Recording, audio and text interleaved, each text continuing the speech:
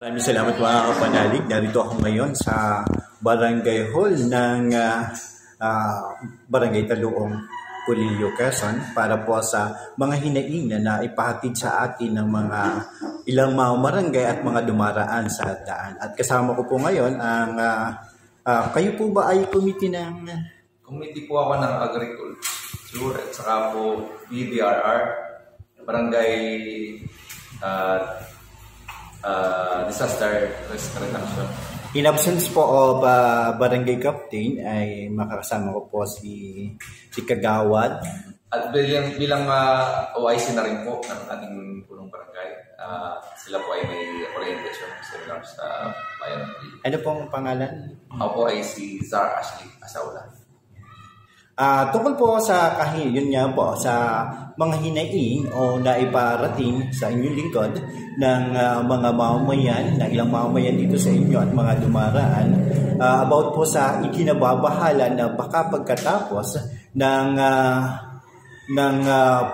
proyekto na probinsyal na kalsada ay baka namang maiwan na sira-sira pa rin yung kalsada niyo. Ano po yung mga hakbangin ninyo? Kami po ay ang unang hakbang na ginawa po namin, gumawa po kami ng MOA or Memorandum of Agreement para po doon sa contractor na kung sakali po at matapos na yung kanilang kontrata dito sa ginagawang bypass or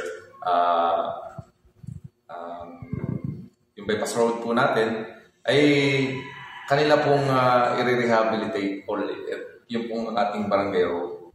Kaya po, ang ano lang po namin, mayroon po kaming ginawa rin pong resolution para po kay through our Congressman Martin Barga at ganoon din po sa ating Gobernadora Helen Tan na pagkalooban po kami ng another fund para po sa rehabilitation ng aming pong barangay road.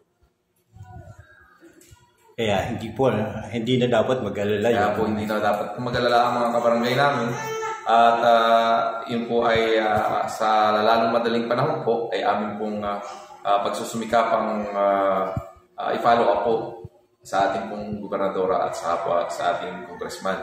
Sa tulong po ng ating punong barangay, sa amin pong mga kagawad, siya pong katuwang ng ating punong barangay.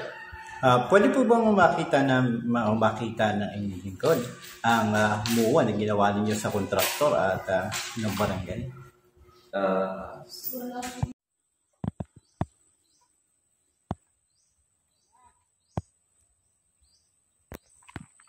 Ito po, kita-kita natin kung gaano nasira yung kalsada.